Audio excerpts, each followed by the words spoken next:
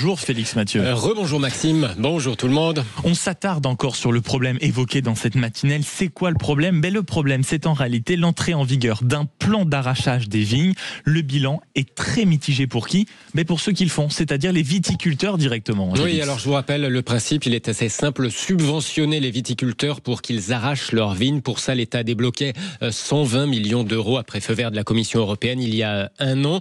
Le vignoble bordelais, par exemple, a été réduit d'un bon dixième à 90 000 hectares désormais, retour à son niveau d'il y a une quarantaine d'années. Tout ça, c'est parce qu'on boit moins de vin qu'avant et c'est pas compensé par les exportations, surtout avec les taxes de Donald Trump. On en importe en revanche, on en a parlé tout à l'heure avec un viticulteur. On a déjà vu d'ailleurs des viticulteurs français vider des cuves de vin espagnol à la frontière.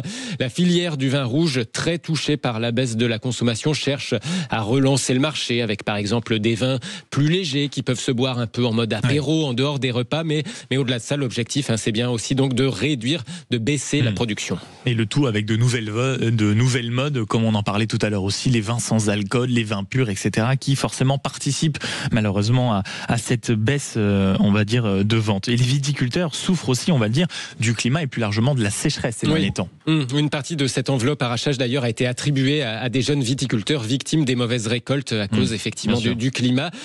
Si on prend le département de l'Aude par exemple, c'est 5000 hectares de vignes arrachées, dont la moitié dans les Corbières. On en a parlé cet été au moment, vous vous souvenez certainement, du méga-feu, puisque les vignes jouaient auparavant un rôle de coupe-feu naturel. Leur disparition a donc pu aggraver quelque part la propagation des flammes, surtout si évidemment ça a été remplacé par des friches. Et comme chaque matin, Félix, après avoir posé ce constat, on est avec un invité pour essayer de comprendre un peu mieux cette problématique. Et ce matin, pour en parler, Franck Seillant, secrétaire général du syndicat des vignerons de l'Aude. Bonjour. Bonjour. Merci beaucoup d'être avec nous en direct sur Sud Radio. C'est un peu la moins pire des solutions pour vous, ces plans d'arrachage, vu la situation ? Effectivement, de toute manière, l'arrachage pour un vigneron sera toujours une crève-cœur. Le problème, c'est qu'aujourd'hui, économiquement, et je vous parle là, je suis sur ma machine à vendanger, et nous sommes en train de faire la pire récolte de l'histoire du département, avec une sécheresse terrible, et également des températures qui sont montées à plus de 42 degrés et qui ont complètement mis à mal la production. Et malheureusement, pour beaucoup, il n'y a pas d'autre alternative à aujourd'hui pour aller essayer de trouver une solution. Et en vous disant ça, ça m'arrache le cœur, quoi. Mais malheureusement, aujourd'hui, on en est là. Il y a tellement de problèmes qui nous tombent dessus que c'est pour beaucoup une porte de sortie. C'est très très difficile. C'est très très difficile, oui, effectivement. Ce serait quoi les autres solutions plus à long terme pour vous ? Nous, ce que nous demandons au niveau syndical, une fois cet arrachage passé, qui malheureusement est inéluctable pour une partie de nos vignerons, c'est d'essayer de maintenir cette filière qui est quand même millénaire, puisque dans l'Aude, la vigne est là depuis les Romains, et ce serait dommage de l'abandonner ou de la sacrifier sur l'autel de je ne sais quelle idéologie ou raison économique.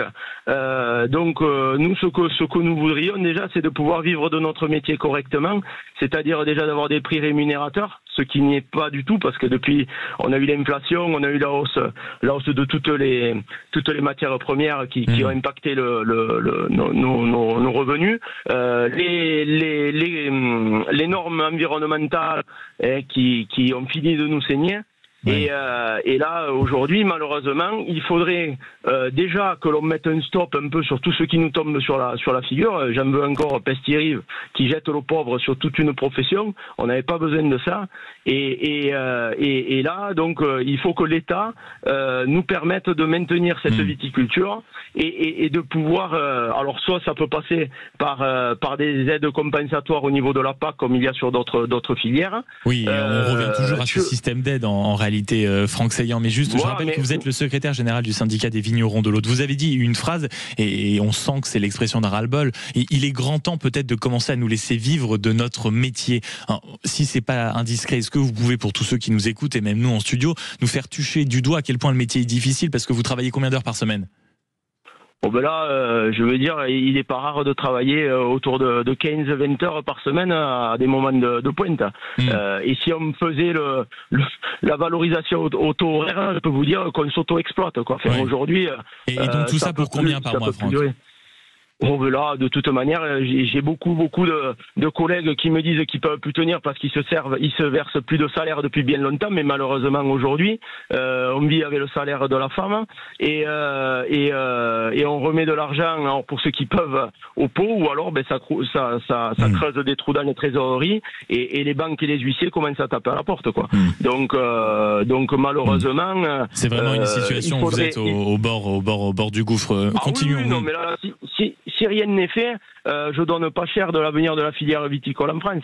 Justement, sur ce sujet de la filière viticole, poursuivons un peu la conversation qu'on était en train d'avoir avec Félix Mathieu sur l'aspect de l'arrachage. Vous voudriez, Franck Saillant, aussi travailler sur les possibilités d'irrigation, hein, c'est bien ça ?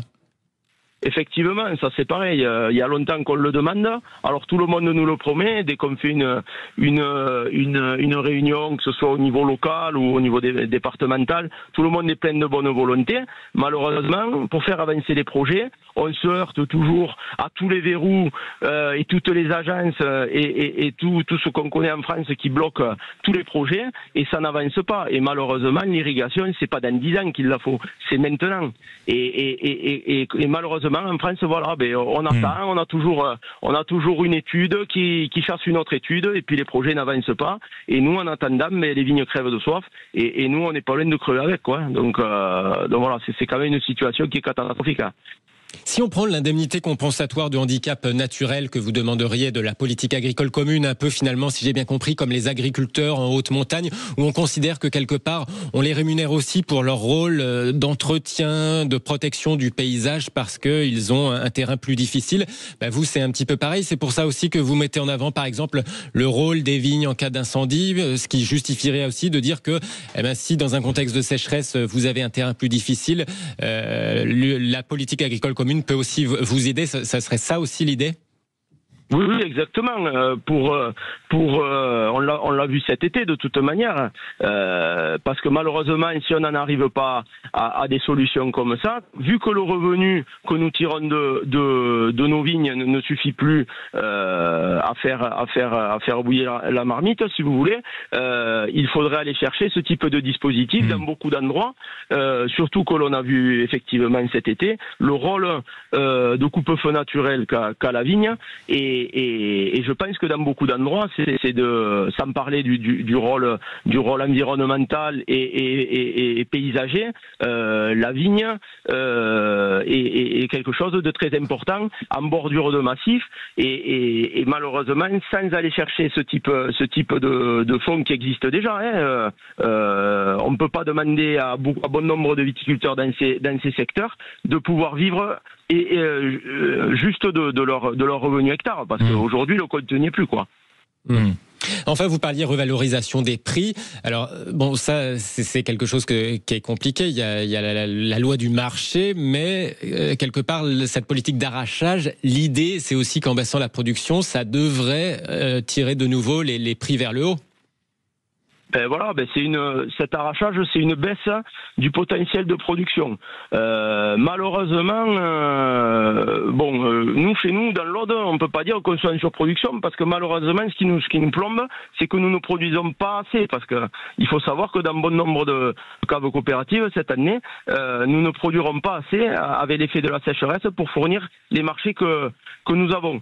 Donc, mais le problème, c'est un problème de prix qui n'est pas assez rémunérateur, parce qu'aujourd'hui nous vendons le vin comme il y a 20 ans et nos charges ont explosé.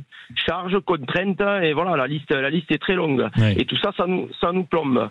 Voilà, donc et malheureusement, voilà, cet arrachage, je peux vous dire que ce n'est pas de gaieté de cœur, mais il est indispensable pour bon nombre, quoi. Ça c'est sûr. Merci beaucoup Franck Saillant, secrétaire général du syndicat des vignerons de l'Aude, d'avoir été avec nous.